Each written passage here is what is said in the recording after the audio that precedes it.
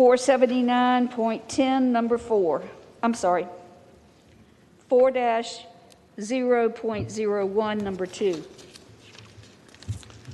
Senator from Bedford, Senator Newman. Mr. President, I ask that that amendment and item number 299, number 2S, go by temporarily. Thank the Senator. Without objection, those floor amendments will go by temporarily. Mr. President, I'll let the clerk read the next.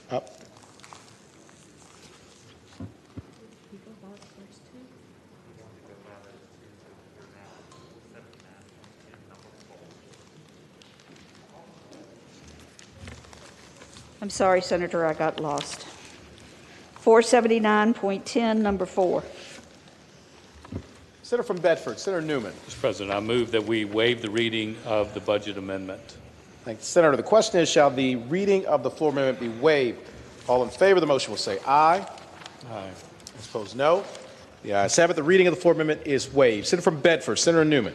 Mr. President, first off, I want to mention that I'm very grateful for the fact that we spent some time before we got down here talking about possibly what items in this budget would look like, and the chair has been very gracious in a couple of ways. One is to continue this conversation about us actually having input into the ways the CARES funds are being expended. Number two, she's given us full access to the staff, and I'm very grateful for that. Mr. President, as we've been discussing this issue of the CARES money, one item is abundantly clear. I think Virginia has an opportunity to do what many other states have done, and that is use CARES money and direct the CARES money from the legislature and not just from the executive.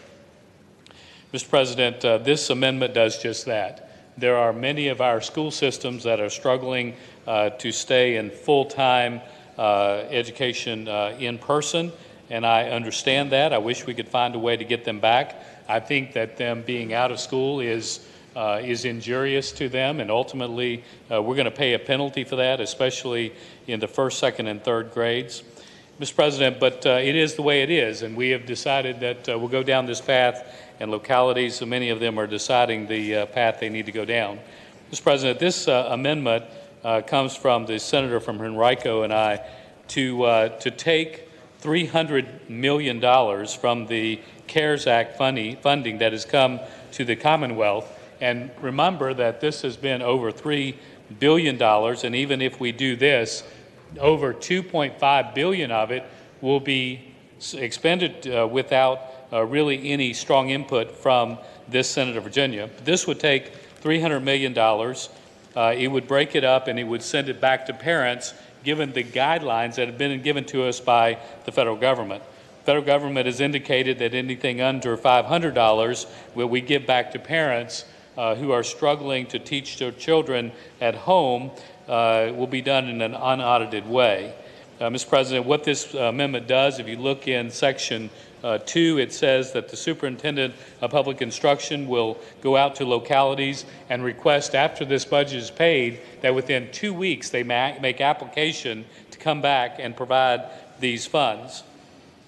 Mr. President, it also allows this money to go back to parents so that they who are struggling to provide care, it could be child care in many cases, it can be for computers, it can be for educational equipment. It will provide that money for those parents on a per pupil basis.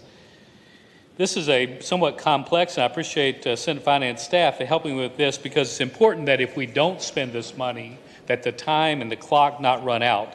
So you'll see in the latter part of the amendment item number 2 that it does require that all the funds be expended by a date certain, that date being December 14th.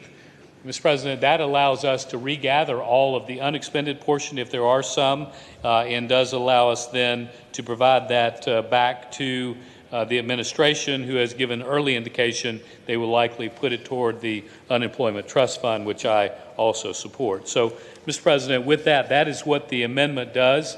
I think it gives us multiple opportunities. One, it allows us to finally help parents in a way that I think many of us would like to do. Number two, it allows us to direct the CARES money in a way that I think is very productive. Let me address the question about appropriateness in the budget. Mr. President, as with a couple of my amendments, this is the only place to do it. There is no other place to do it. So we're going to do it. It needs to be done here, and it needs to be done now. This is the opportunity.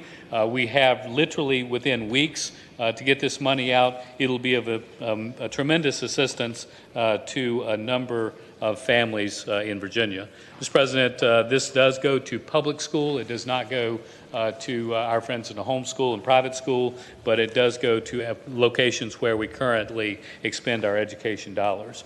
Mr. President, with that, I would like to yield to the senator from Henrico who has helped with the writing of this amendment.